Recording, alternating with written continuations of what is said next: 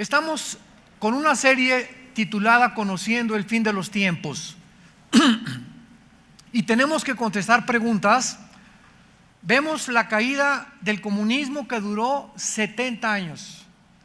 Comenzó en 1917 con Nikolai Lenin, cuando él llevó a la práctica el libro El Capital de Carlos Marx y de Federico Engels, y la caída del comunismo duró 70 años, cayó en 1989 con el muro de Berlín, cuando el presidente Ronald Reagan le dijo a Nikita Khrushchev que era imposible que hubiera libertad en Europa si no se derribaba ese muro que separaba a la Alemania oriental de la Alemania occidental. El muro fue derribado y Europa explotó en júbilo, dándole gracias a Dios de que ya Rusia no permanecía en el comunismo. Pasaron 3 o 4 años, nombraron después de Khrushchev a Mikhail Gorbachev, el siguiente ministro de Rusia, quien dijo estas palabras: después de que hemos probado la ideología del comunismo, él no dijo comunismo, socialismo, como ahora se está aplicando, lo voy a explicar, pero Gorbachev dijo estas palabras: hemos fracasado en esta ideología durante estos 70 años por 2 razones principales. Una, porque sacamos a Dios de Rusia, de la Unión de Repúblicas Socialistas Soviéticas, y la segunda, porque nos aislamos del mundo capitalista. Entonces, de acuerdo a estas 2 razones o a estos 2 factores, Gorbachev concluyó de que esta ideología había fracasado. Después de la Segunda Guerra Mundial, Estados Unidos ganó la guerra junto con Rusia y con Inglaterra y Australia, y entonces la democracia entró en vigor cuando ya el comunismo llevaba como la mitad del tiempo, y comenzaron a adquirir el modelo democrático las naciones, creyendo que también la democracia era el mejor sistema para gobernar. Sin embargo, cuando entramos al siglo XXI, hemos podido constatar y corroborar y comprobar que tampoco la democracia es el sistema perfecto. ¿Por qué?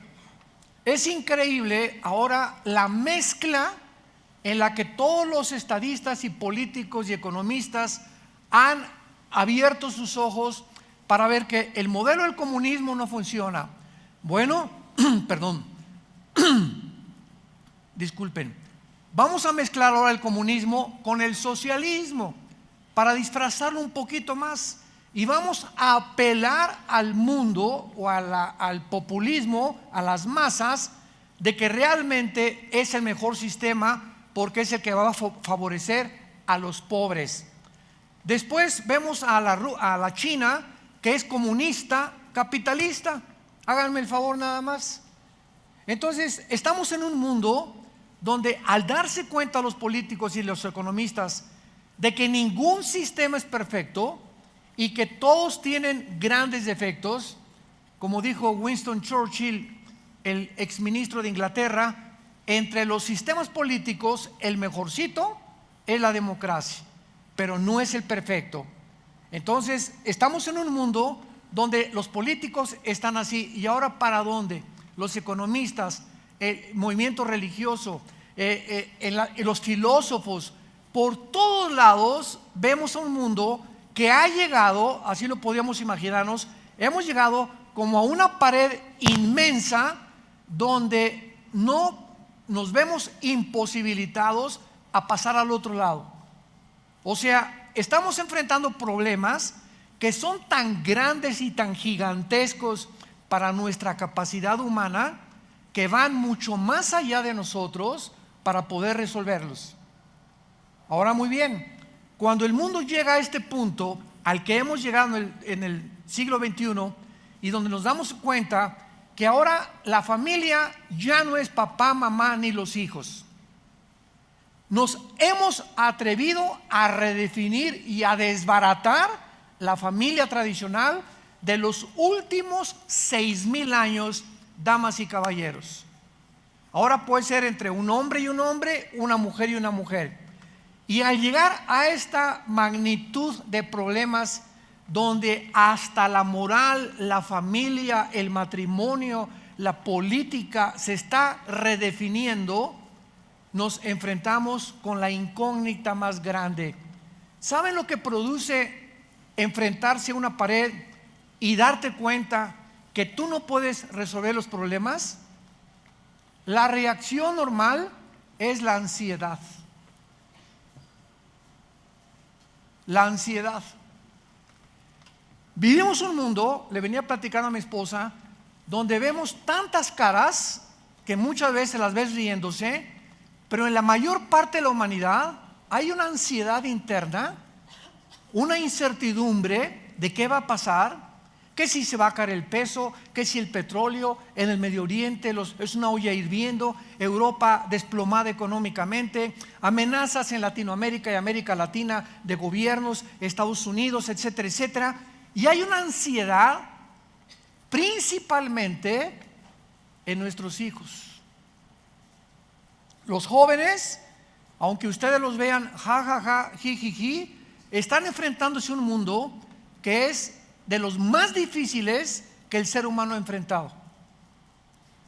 Por ejemplo, para compararlo, yo vengo de una generación de los 60, 70, y en esa generación recuerdo que fue el descubrimiento de los Beatles, el conjunto inglés que se fueron a la India a buscar y a meditar peace and love, y allá hicieron unos pasonzotototes que ya sabrán, le metieron al hashish, comenzaron con la marihuana, regresaron John Lennon a Europa, y entonces, como eran los modelos de la juventud, en mi época todos fumamos marihuana, hasta yo.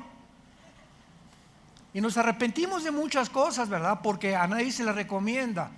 Pero era un tiempo en el que nos escondíamos. Había un libertinaje sexual donde hubo el Woodstock famoso, que se juntaron los beatniks, los hippies. Mi hermano traía el pelo hasta por acá y siempre me lo encontraba y me decía peace and love. Y era una época en la que a través de las drogas nos quisimos escapar de la realidad, porque ya veíamos la guerra de Vietnam y las drogas y esto y el otro, y venían los conjuntos de rock metálico.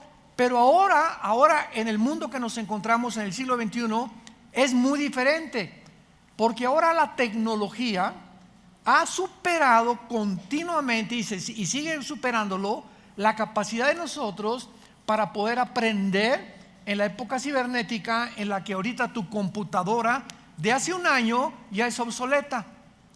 Y está tan rápido el avance de la tecnología y de la computación y de lo cibernético, que los jóvenes están, ¿verdad? Todos quieren meterse en ese mundo que está rebasando nuestra capacidad. Y ahora, la misma ciencia que ha producido todas estas computadoras, iPhone, iPads, etcétera, etcétera, está descubriendo que son dañinas para la salud. Y que si tú mantienes tu iPhone, escúchenme, cuando hables en el iPhone por teléfono, ponle mejor, ábrelo para que no lo oigas aquí. Si tú lo tienes más de 30, 40 segundos, puede producirte un cáncer cerebral. Puede alterar tus neuronas, tu sistema neurológico del cerebro. Si tú estás leyendo, mi esposa ya casi la convenzo, porque le encanta leer libros en su iPad. Yo sigo comprando mis libros así con papel y con todo y los subrayo. Me choca verlo, porque si te mantienes viendo eso, emiten radiación. De alguna forma hay algo que está afectando la retina de tus ojos. Entonces es increíble que lo que nosotros desarrollamos y creemos que va a traer la solución a los problemas, y vamos a la luna, y ahora esto, y todo eléctrico, y la robotización y el transhumanismo, se vuelven contra nosotros mismos. Y cuando nos damos cuenta que el monstruo, el Frankenstein que estamos construyendo, nos está comiendo, y que no es como nosotros creíamos, viene la ansiedad, viene la frustración, viene lo que los ateos del siglo XX dijeron: la desesperación. Vivimos un mundo neurótico, un mundo desesperado, un mundo lleno de ansiedad de los niños, los jóvenes, un mundo degradado. Es un basurero moralmente. Y ante esta situación, vemos nosotros en Isaías capítulo 24 que hace 2700 años, damas y caballeros santos de Dios, hace 2700 años, el profeta Isaías, cuyos rollos fueron encontrados, señores arqueólogos que nos visitan, paleontólogos o todos ustedes que se dedican al estudio del ser humano, este libro de Isaías, con casi todos los del Antiguo Testamento, fueron encontrados para corroborar de que esto no es leyenda, ni lo inventaron, en los rollos del Mar Muerto, que se llaman los rollos de Qumran, 1947-1948. Pasaron por ahí un grupo de personas y encontraron en unas vasijas de barro estos rollos escritos en el hebreo original.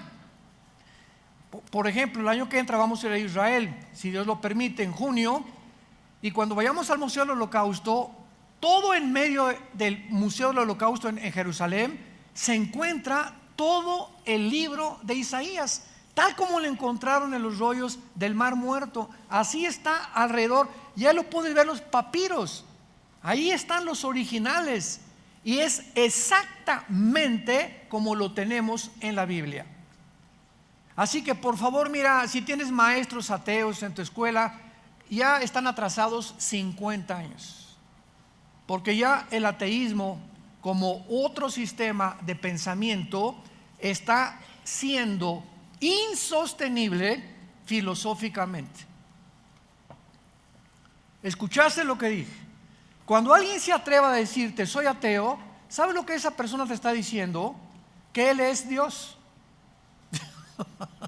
Porque la palabra ateo, a es el prefijo que significa sin, teos, Dios, ateo, sin Dios. Cuando una persona dice yo no tengo que sujetarme a ninguna deidad, ni a ningunos mandamientos, ni a ninguna ley moral, porque para mí no existe nada fuera de mí mismo, en ese momento le contestas: pues tú eres Dios, porque te has endiosado. Porque en el momento que alguien rechaza algo trascendental, te estás convirtiendo en Dios. Y le contestas tú a tu maestro ateo: usted dice que no es que niega la existencia de Dios. Simplemente sabe por qué la niega la existencia de Dios, porque usted quiere convertirse en un Dios. Usted quiere hacer sus 10 mandamientos, sus leyes morales, sus leyes de conducta. A usted nadie le va a decir que es bueno y que es malo, ¿verdad? Amén, maestro. Y no te vas a saber qué contestar. Filosóficamente se demostró por los grandes filósofos como Kant hace algunos siglos en Europa, que a través de la razón se podía contradecir la misma razón filosóficamente. Entonces, ¿en qué tiempo nos encontramos tan caótico? ¿Existe alguna razón bíblica para que podamos juzgar nosotros qué tan cerca estamos realmente del fin? ¿Podemos afirmar con la Biblia que será dentro de 5 años, 10 años o 50 años este fin que la Biblia profetizó? Y la respuesta es claro que sí, absolutamente, porque Dios no nos ha dejado en tinieblas. Esta es la razón por la cual continuamente el Nuevo Testamento nos dice: velad y orad, velad y orad, que cuando el Señor venga no te encuentre así. La parábola de las vírgenes, que 5 tenían aceite, 5 no tenían aceite, que es el Espíritu Santo. Vino el Señor y se quedaron, porque tenían la Biblia pero sin el aceite, sin el Espíritu Santo. O sea, no eran salvas realmente. la último mensaje a la iglesia de la Odisea, Apocalipsis capítulo 3. He aquí estoy a la puerta y llamo. Una iglesia que se decía cristiana y no tenía Cristo. Virgen del Socorro. He aquí estoy a la puerta y llamo. Cristo llamando a esta iglesia que lo dejaran entrar. ¿Cuántas iglesias que se dicen cristianas y tienen entretenimiento y tienen esto y tienen el otro, pero no tienen a Jesús? Increíble.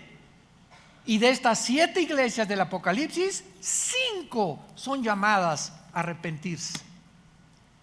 Démonos cuenta, damas y caballeros, santos de Dios, que esto es algo serio. Y si Cristo no llega hoy, ahorita saliendo, o mañana, o dentro de 12 días, o el próximo año, va a llegar a tu vida, tal vez hoy saliendo, si tú te mueres.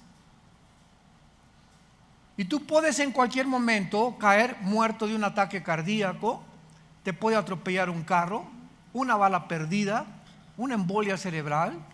Llegas al médico, oiga, yo tomo vitaminas, me siento sano, discúlpeme, la radiografía dice que usted tiene cáncer y tiene usted una metástasis de cáncer donde ya se ha extendido y le doy 6 meses de vida. Y de repente todo en tu vida cambia de la noche a la mañana. Cuando sabes que tienes días para enfrentarte con Dios como tu juez, y tus planes que tenías y tus proyectos que tenías y todas las cosas con las que tú soñabas, de repente se reducen a la nada por la realidad que todos nosotros queremos ignorar. Nos tenemos tarde o temprano que morir. Y la muerte no respeta a niños, ni jóvenes, ni tercera edad, ni cuarta edad, ni quinta edad, si es que existen. Entonces estamos en un mundo muy incierto, donde vamos a tratar a través de esta serie a investigar, y ojalá le pido a Dios que todos ustedes en esta mañana hayan traído su Biblia, porque los que no trajeron su Biblia y los que siguen acostumbrándose a ir a la iglesia, porque aquí se pasan de vez en cuando en las pantallas versículos y no entiendes que la tienes que tener en tus rodillas en la iglesia el domingo, hojearla, buscarla y checarla, no vas a tener realmente la bendición que Dios quiere darte. Porque ya es una costumbre que llegan a la iglesia sin Biblia.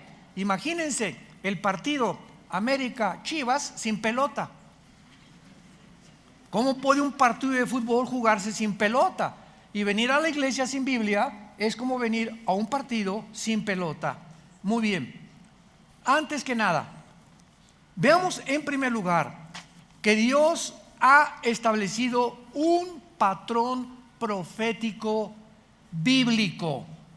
Dios ha establecido un patrón que va a gobernar toda la historia, como lo vamos a comprobar, desde el principio de la creación de los 6 días y el 7º descanso, hasta que Jesucristo regrese. Este patrón, por eso es tan importante, y les pedí que traigan su Biblia, porque lo vamos a ver en la Biblia, ha influido al ser humano en muchas generaciones y en muchas épocas de la historia. El patrón que voy ahorita a compartirles, porque es el patrón de las semanas de su calendario, de las semanas en plural de su calendario, como un recordatorio de que Dios es el creador y el diseñador del tiempo. Nos va la Biblia a revelar que Dios tiene un plan perfecto para el universo, un propósito específico, y está compuesto y basado en este patrón de los 6 días y el 7º de descanso, que se convierte en Israel.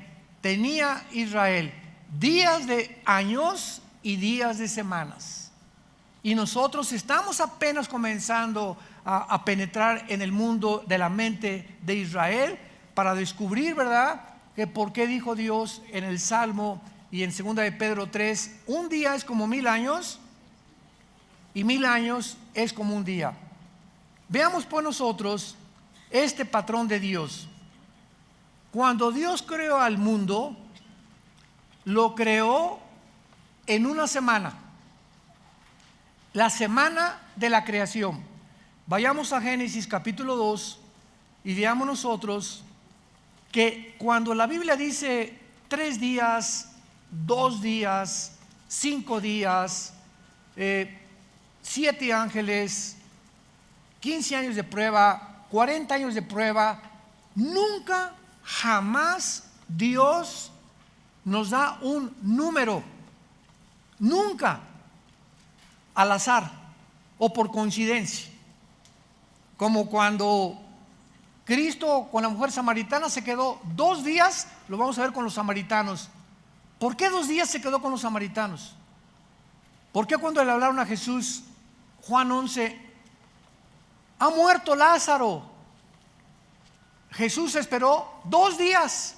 Otra vez se vuelve a repetir, lo vamos a ver más adelante. Pero siempre que vean ustedes días o números, tienen un simbolismo profético. Porque Dios no pone nada más porque 4 o 5, no. Cada cosa que Dios pone en la Biblia tiene un simbolismo y un significado más profundo de lo que nos podemos imaginar. Vemos nosotros pues que en el capítulo 2 del Génesis dice: fueron acabados los cielos y la tierra y todo el ejército de ellos. Cuando la Biblia menciona el ejército, está hablando de los serafines, querubines, los ángeles y los hijos de Dios. La familia espiritual que Dios tiene en el cielo y que muchos de ellos se rebelaron contra Él. Y que esos que se rebelaron contra Él, que se les llama los hijos de Dios, cuando Babel se juntaron en Babel, Génesis 11, para decirle a Dios: no queremos poblar la tierra, desobedecer el mandamiento, dispersen y poblen la tierra.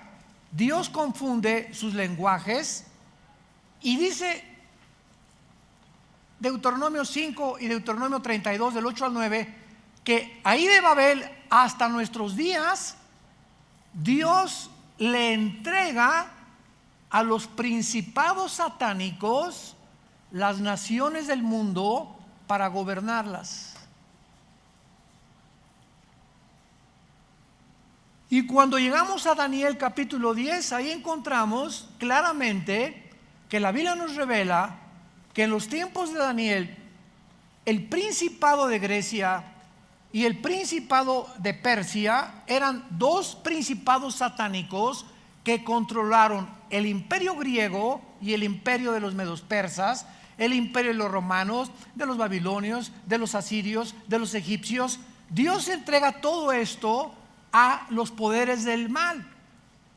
Y al mismo tiempo que Dios entrega a las naciones, otro capítulo después, en el capítulo 12 del Génesis, Dios llama a Abraham. Y entonces dice Dios: voy a hacer una nación para mí. Todas las naciones están infiltradas de dioses paganos, de idolatría, de hechicería, de brujería, como tú le quieras llamar. Voy a formar una nación que pueda en medio de todas las naciones dar testimonio de que yo existo, de que yo soy el único Dios verdadero. Y por eso Dios escogió a Israel. Y entonces pasa el tiempo y esa nación que Dios escoge para Él se pervierte también. Y se van tras los dioses Astaret, ¿verdad? Y Artemisa, Moloch, y a todos los dioses babilonios, a los dioses filisteos, etcétera, etcétera. Y entonces Dios le dice a Israel: me divorcio de ustedes. Así acabó Dios divorciado de Israel. Y ahí te ves, nos vemos al ratito. E introdujo Dios en su plan a nosotros, la iglesia. Y en el día de Pentecostés, ¿por qué creen ustedes que el fenómeno fueron las lenguas? Casi la mayor parte de los cristianos se han ido con la finta, ¿verdad? Que las lenguas y que esto y que el otro, sin darse cuenta que las lenguas era una señal profética de que en ese momento Dios oían en su idioma, porque eran lenguajes, es la palabra glosa en el griego, que es un lenguaje conocido. No no es una jeringosa como la que oímos casi siempre. Es un lenguaje conocido que tiene que haber una interpretación de acuerdo a la Biblia para que sea genuino realmente. Y en ese momento el idioma hebreo iba a las naciones y en su idioma judío escuchaban el evangelio.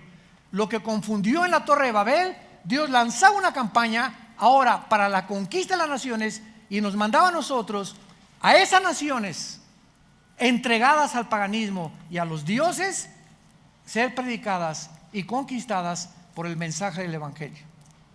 Id a Tlalnepantla, eso dice. Lleguen hasta Tlacomulco. Id al mundo. Comiencen en Jerusalén, Samaria y hasta el último de la tierra, porque todas las naciones fuera de Israel estaban entregadas al paganismo. Ahorita Israel está guardadita para que cuando venga la tribulación, ahí Dios va a tratar con ellos. Pero les estoy dando un panorama general para que vean ustedes que Dios tiene un plan en la historia, que nada de lo que sucede es accidental, que nada es coincidencial. Hay un plan determinado de su anticipado consejo y preconocimiento para que las cosas suceden como Él mismo lo estableció. Entonces la Biblia nos revela que este ejército que Dios tiene y que menciona en el capítulo 2, dice la Biblia, y acabó Dios en el día séptimo, Génesis 2:2, la obra que hizo y reposó el día séptimo de toda la obra que hizo, y bendijo Dios el día primero. ¿Eso dice? ¿Ya ves por qué no traes Biblia? Y bendijo Dios el día séptimo. Vamos a ver el increíble significado detrás de esta bendición. Y lo santificó. No solamente lo bendijo, sino que también lo santificó, porque en él reposó de toda la obra que había hecho en la creación. Entonces vemos que tomaron 7 días, 6 días la creación, y el séptimo día Dios dejó de trabajar. Cuando dice la Biblia que Dios reposó, no significa que estaba cansado, porque dice Isaías 40 que Dios no es como nosotros, que se cansa. Al contrario, le dará fuerza al débil y al que ya no las tiene. Dios nos levanta con fuerzas como las águilas. Significa que dejó de trabajar, o sea, dejó de crear. Vaya. Todo ya estaba creado, ya Dios no tiene nada que crear. Dios no volvió a intervenir en la creación. ¿Hasta cuándo creen? Hasta que vino Jesús. El que está en Cristo, nueva criatura es. La palabra criatura es creación. Dios vuelve a crear a nosotros, la iglesia, como el cuerpo de su Hijo Jesucristo. Dios crea dentro de nosotros un nuevo espíritu. Somos una creación interna, el cristiano que ha recibido a Cristo, donde todas las cosas comienzan a ser nuevas. Lo que comienzas a ver, lo que comienzas a comprender, lo que comienzas a oír, tus intereses por el mundo, la forma como tratas a tu esposa, cómo ves tus negocios, todo es una revolución, el nuevo nacimiento. Cosa que el mundo no entiende, y como hicimos en México, ni entenderán, como de un Teofilito. Porque las cosas secretas de Dios, el mundo no las puede comprender. Pero comprendamos lo siguiente. Dios crea entonces 6 días de creación y un día séptimo. Este patrón recorre toda la Biblia.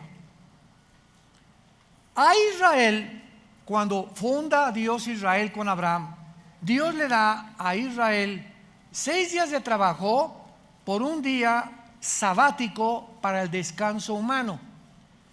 Entonces, en los días de la creación, Dios se hace trabajar.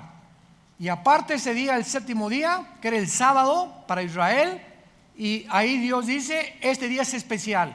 Y nos los da a nosotros esa semana.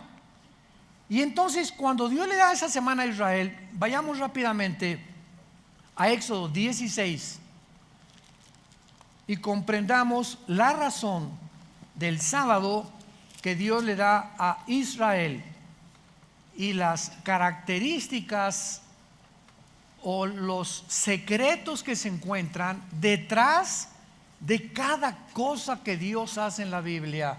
Esto es maravilloso. Y Éxodo 16, versículo 22 en adelante. En el sexto día recogerán doble porción de comida, 2 gomerés para cada uno. Y todos los príncipes de la congregación vinieron y se lo hicieron saber a Moisés. Y él les dijo: esto es lo que ha dicho Jehová: mañana es el santo día de reposo, o sea, el séptimo, ¿verdad? El reposo consagrado a Jehová. Lo que habéis de cocedlo hoy, y lo que habéis de cocinarlo, cocinarlo, y todo lo que os sobrare, guárdenlo para mañana. Ellos lo guardaron hasta la mañana según lo que Moisés había mandado, y no aguzanó ni hendió. Dios tenía tanto interés de que les taladrara el pensamiento a los judíos de que ese día, el sábado, era tan importante para él, que cuando no tenían de comer, les mandó el maná y les dijo, ahí los probó Dios para ver si lo tenían bien taladrado y tenían sus convicciones profundas. Durante 6 días recoge el maná, recojan el maná. Las personas que recojan y digan, híjole, pero ¿nos alcanzará para mañana? ¿Y si se me pudre hoy? No. A ver, vieja, échale aquí, guárdalo aquí, unas bolsitas de plástico, unos doggy bags, y vamos a llevárnoslos aquí por si nos echa a perder. Los que amontonaban para el sábado, dudando que Dios no los iba a proveer, se les pudría y se les echaba a perder. ¿Cuál era la razón por la cual se les echaba a perder? Porque Dios, vamos a ver primero la salud. Nunca se han preguntado ustedes, señores ateos que nos ven por la televisión o si los hay aquí presentes, nunca se han preguntado quién inventó la semana de 7 días.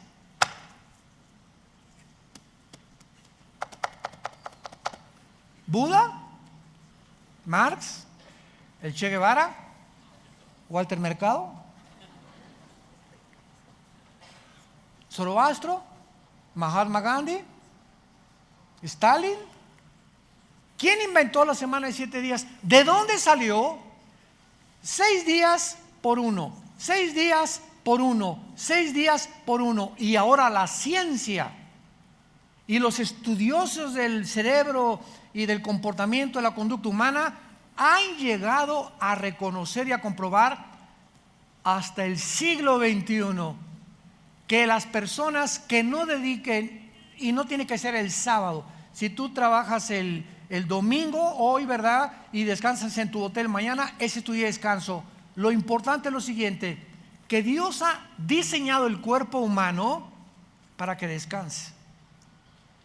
Y si tú no respetas que necesitas descansar, y descansar es no hacer nada, ni te vas a llevar tu computadora el día de descanso. El día de descanso te vas a ir al boliche, o vas a ver una película, o te vas a Chapultepec, o a remar a Xochimilco, y te vas a olvidar completamente de todo para poder desatornillar todo lo que traemos aquí amontonado por 6 días.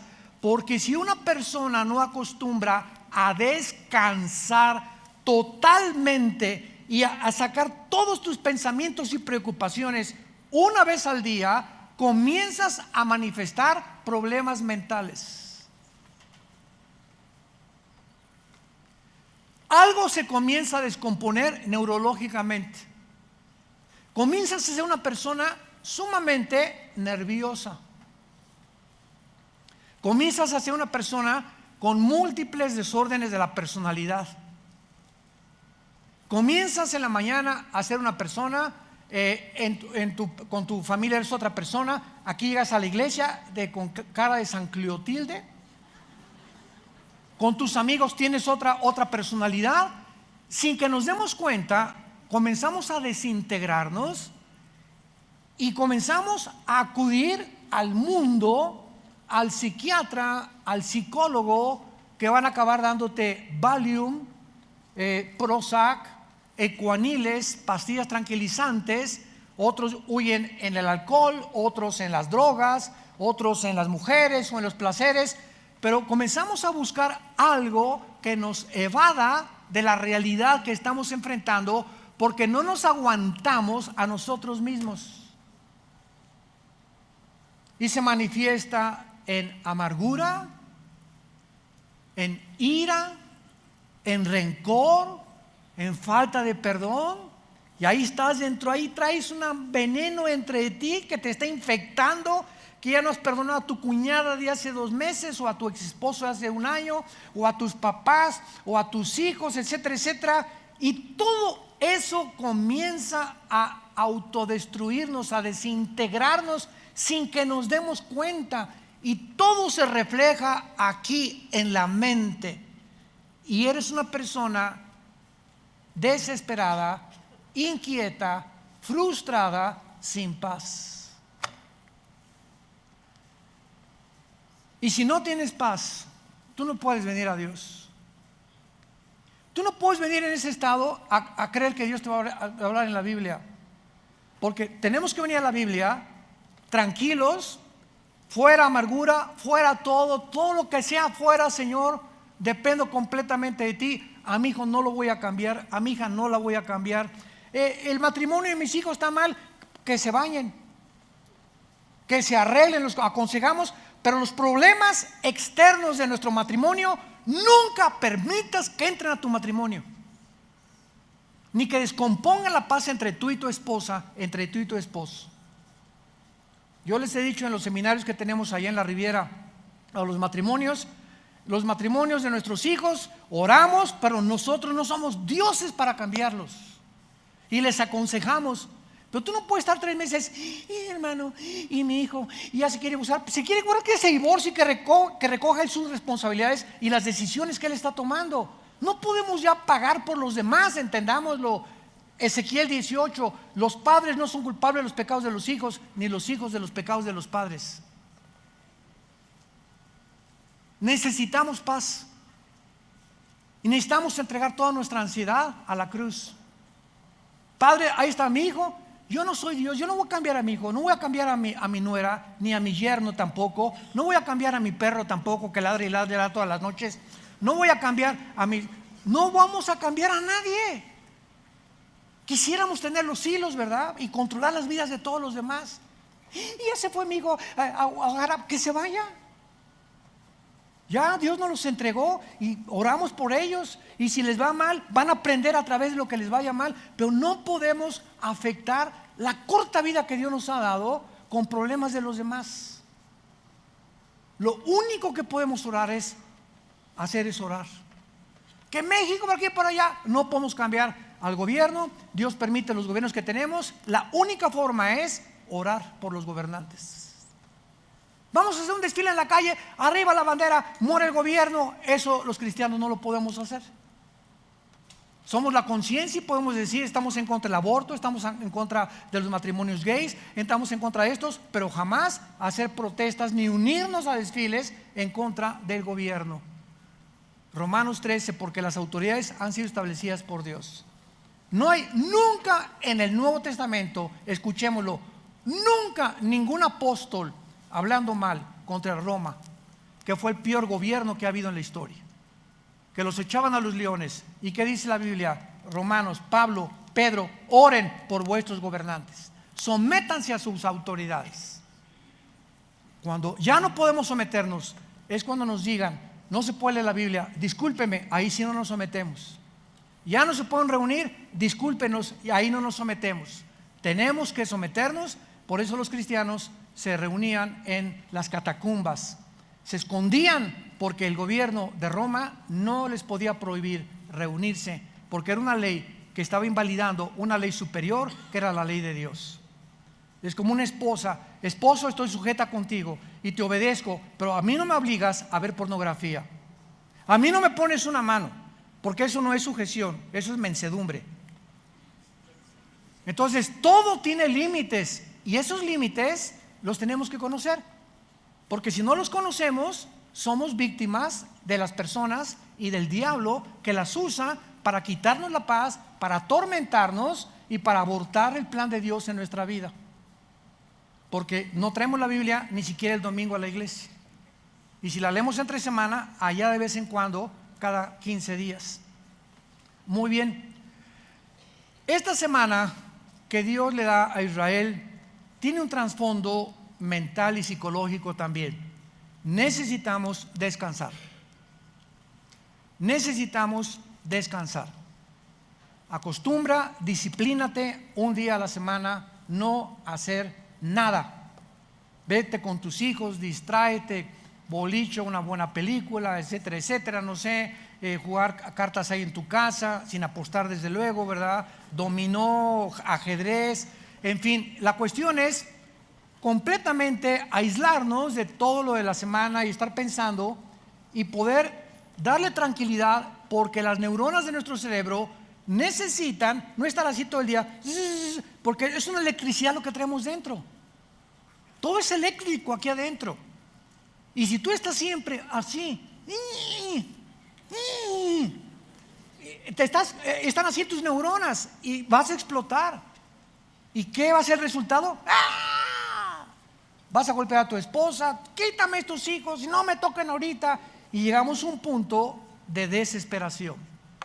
Te atraviesan el tráfico y sacas la pistola. ¿Y por qué te me atravesaste y le echas el carro encima? Porque dentro de ti traes un volcán. ¿De dónde viene ese volcán?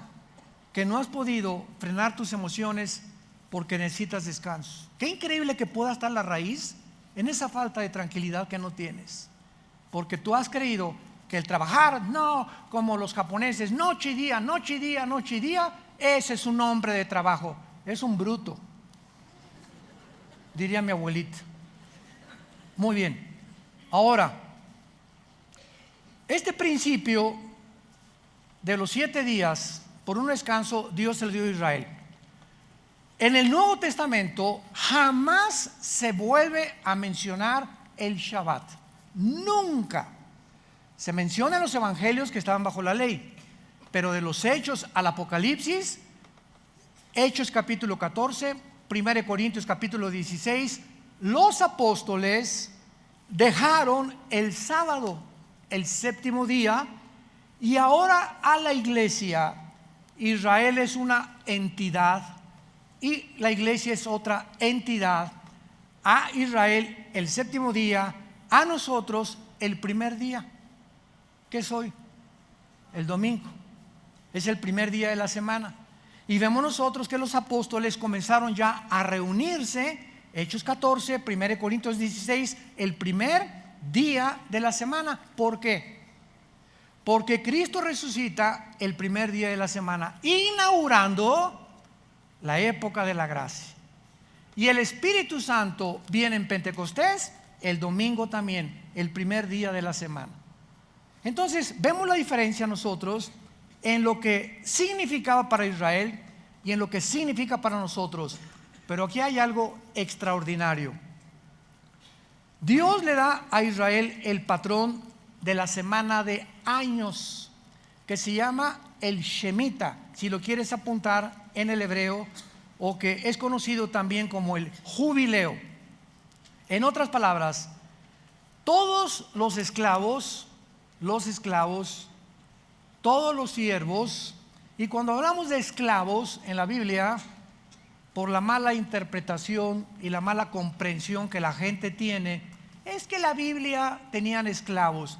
La palabra doulos se escribe doulos en el original, no significa una persona que tienes para humillarla, como lo hicieron en Estados Unidos con los afroamericanos, ¿verdad? Que los latigueaban, y un esclavo, creemos nosotros que tú vas a hacer lo que yo quiera y tu esposa es mía, o lo que, etcétera, etcétera. Eso es la esclavitud completamente llevada al extremo. La palabra dulo significa sirvientes domésticos. Tenemos nosotros aquí en Toluca una muchacha que nos va a cocinar, es nuestra sirvienta doméstica, y la tratamos se sienta a desayunar con nosotros también, la tratamos como un ser humano, tratamos de velar que esté bien, etcétera, etcétera. Hay choferes en Villanueva para el Mundo, hay secretarias. Todo aquel que presta un servicio es una persona que se le llama siervo, y el más grande de todos fue Jesucristo. El creador de los cielos baja al mundo a servirnos y a desbaratar el concepto que se tenía, que la persona que sirve entonces es mayor que los que le sirven. Y Jesús dice: no, el más grande es el que sirve que el que es servido. Y yo he venido para servirlos a ustedes, y el mayor entre ustedes es el que sirve a los demás. Nosotros los pastores, cuando buscamos personas a quienes darles responsabilidades, ¿saben qué buscamos? No buscamos nunca talentos. No, ese hermano es esto y esta hermana es esto, por aquí, por allá. Buscamos entre ustedes quienes tienen el espíritu de servicio, quienes vienen a cargar las sillas, a despolvar, a cargar esto, a colocar, a meterse en el staff, a hacer servicios en los baños que aparentemente no los haces tú porque eres Pirruration. El hermano Pirruris no se puede lastimar ni ensuciar las manos. ¿Qué se han creído que yo vengo? ¿Sabes una cosa? Jesús se hincó a lavarnos los pies. Se hincó a lavarnos los pies. El creador de todas las cosas. ¿Es suficiente ese ejemplo para que te sigas creyendo Pirruration? Muy bien. Vemos nosotros entonces en Éxodo capítulo 21, versículo, en penúltimo lugar, 21:2. Si comprares siervo hebreo, 6 años servirá, mas al 7º saldrá libre de balde. Todo esclavo o todo sirviente o todo empleado doméstico nada más podía, no de por vida, solamente 6 años debía de trabajar. Y el amo le debería decir: Pancho, ya llevas 6 años conmigo, ahora eres libre para hacer lo que tú quieras. Si quieres seguir trabajando conmigo, lo puedes hacer, pero ya no tienes la obligación de servir en mi casa. Se llamaba el Shemita. Y a los 50 años, después de cada 49 años, el año 50º era un día en el que se dejaba ir a los esclavos y se perdonaban las deudas. Si tú debías algo a alguien, no te las podían cobrar. Nadie dijo amén. No te conviene, ¿verdad? No, a mí que me paguen.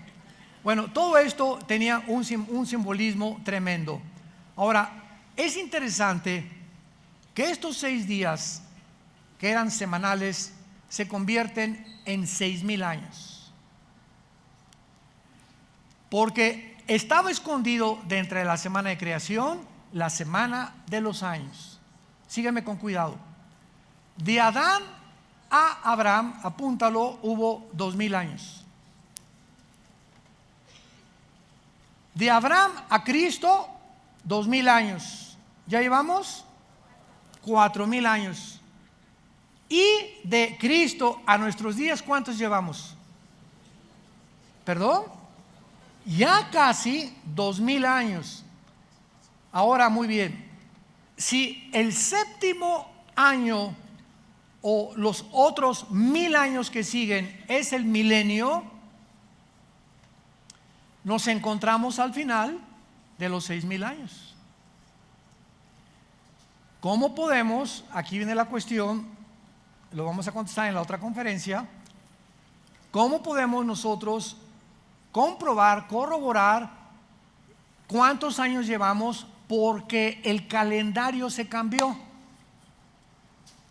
El Papa Gregorio cambió el calendario de los judíos lunar de 360 días al calendario solar que nosotros tenemos de 365 días, minutos y segundos. Entonces, en este cambio de calendario, recordemos que en la Biblia los años son de 360 días y cada mes se contaba con la luna llena. Por eso el calendario judío comienza en Rosh Hashanah, que es en septiembre. El de nosotros el 1 de enero, que es el calendario solar. Para los judíos en marzo, abril es el Nisan, el inicio de las fiestas, y la culminación en septiembre y octubre, que es el Rosh Hashanah, el Yom Kippur y el Sukkot, que son las últimas 3 fiestas que no se han cumplido, y que la que falta es el Rosh Hashanah, que es las trompetas, que es el rapto de la iglesia. Bye. Es interesante cuando comenzamos a poner así todas las piezas del rompecabezas, porque la Biblia es un rompecabezas. Armamos el rompecabezas y todo tiene sentido, todo se aclara. Pero Dios no quiere aclararle a todos o a todas las personas. Dios quiere aclararles el panorama y darles tranquilidad y paz y seguridad y esperanza únicamente a los que siguen a Jesús. Nada más. Hermana, yo soy cristiano. Una cosa es ser cristiano y otra cosa es ser discípulo. Juan 8, 31 y 32. A los que ya habían creído, Jesús les dijo: si ustedes permanecen en mi palabra, serán mis discípulos. Entonces las iglesias están llenas de personas que se dicen cristianas, pero no es cierto que siguen a Jesús. ¿Qué es seguir a Jesús? Todos los días, de noche y de día, Josué.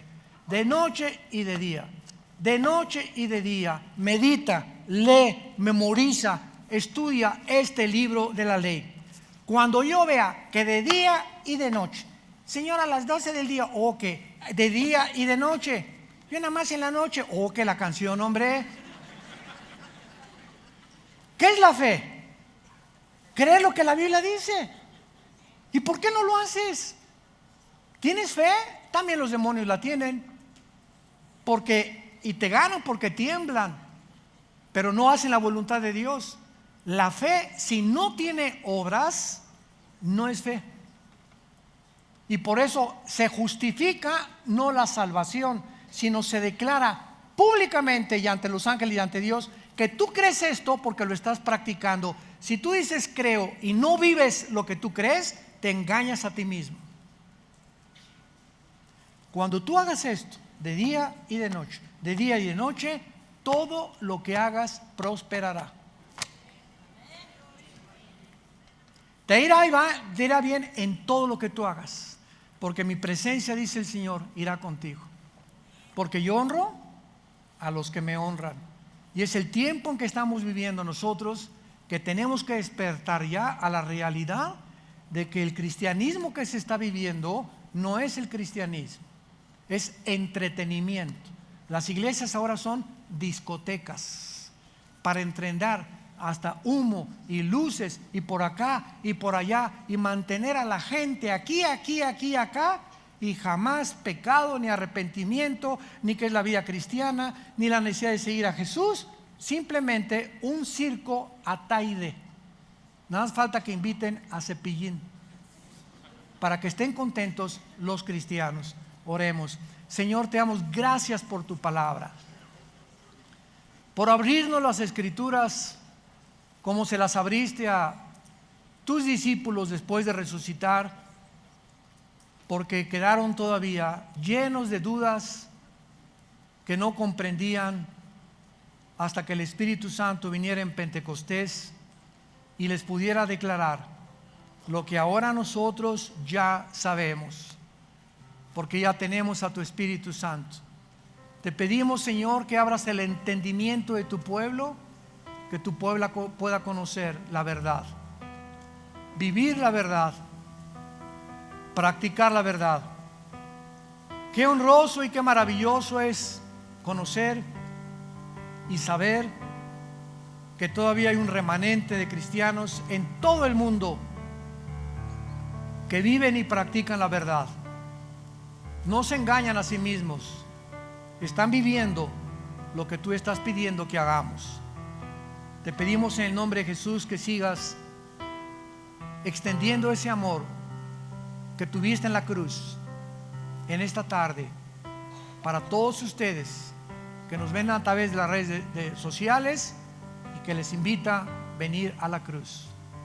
Ahí donde te encuentras, los que nos escuchan en esta mañana, si alguien quiere invitar a Cristo a su vida, dile estas palabras: Señor, perdóname, te necesito. Sácame del hoyo de la desesperación donde yo me encuentro.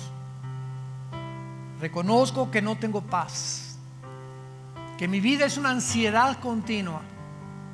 Quiero descansar y saber que todas las cosas están en tus manos, bajo tu control, que yo no puedo cambiar a nada ni a nadie. Eres tú, Señor, el que tiene el poder de cambiar las vidas humanas. Yo quiero descansar en tus promesas y te invito a mi corazón como mi Señor y mi Salvador. Me arrepiento de mis pecados porque pagaste por ellos en esa cruz con tu sangre preciosa, que en este momento me limpia de toda maldad. En el nombre de Jesús. Amén. ¿No es maravillosa la Biblia?